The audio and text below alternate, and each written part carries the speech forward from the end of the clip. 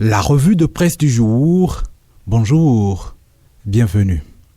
Assemblée nationale, la première session ordinaire de 2024 s'ouvre le 15 avril prochain, annonce ce vendredi matin le quotidien La Nation.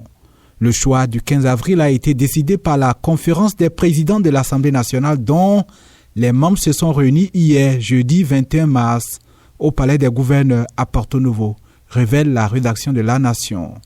L'option de la conférence des présidents de l'Assemblée nationale pour le 15 est conforme aux dispositions de l'article 87 de la Constitution béninoise, indique la rédaction de La Nation. L'article 87 du texte fondamental dispose en effet que l'Assemblée nationale se réunit de plein droit en 2 sessions ordinaires par an.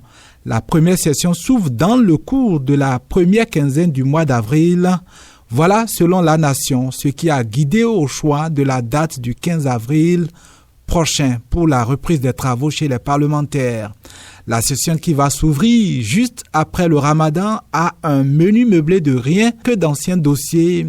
Il s'agit, selon mes confrères, d'un ordre du jour essentiellement constitué de textes déjà en étude par les différentes commissions permanentes. Le journal La Primeur a choisi ce matin nous rapporter entre autres les échos des mouvements au cabinet de Luc Béounou-Vlavonou. Le quotidien nous informe qu'Amadou Dieng, ambassadeur représentant résident de la communauté économique des États de l'Afrique de l'Ouest, était au Palais des gouverneurs à Porto Novo mercredi dernier. La rencontre a permis aux 2 hommes de faire le point des activités de l'organisation économique au Bénin, détaille mes confrères de La Primeur.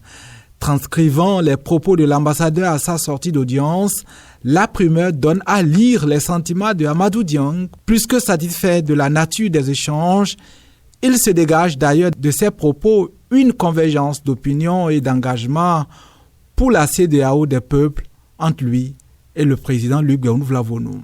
Le quotidien Fraternité est ce matin inquiet et titre « Incendie d'une école à Banikwara, puis d'un incendie à Kandi. La menace terroriste monte en intensité au niveau des édifices publics dans la Libori. » Un titre en référence à ce qui est devenu récurrent dans la Libori selon le quotidien. Des écoles et des commissariats sont régulièrement incendiés, parfois avec des pertes en vies humaines. Mes confrères rappellent que cela dure déjà 3 ans et ce sont des œuvres de vandales qui opèrent, mettant en danger la vie des élèves et des agents de force de l'ordre. On lit dans les colonnes du journal qu'il y a quelques jours, des salles de classe d'un établissement d'enseignement primaire de Banikwara sont parties en fumée et comme si cela ne suffisait pas, retrace mes confrères, dans la nuit du mercredi à hier, un commissariat de Angaradebou a subi le même sort. La rédaction de Fraternité constate dès lors que les écoles et les commissariats sont devenus des cibles privilégiées de ces marchands de la violence et de la peur. Il n'y a plus de quiétude dans la région et c'est le sauve qui peut, se désole Fraternité qui pense qu'inévitablement la situation constitue un frein pour les activités économiques.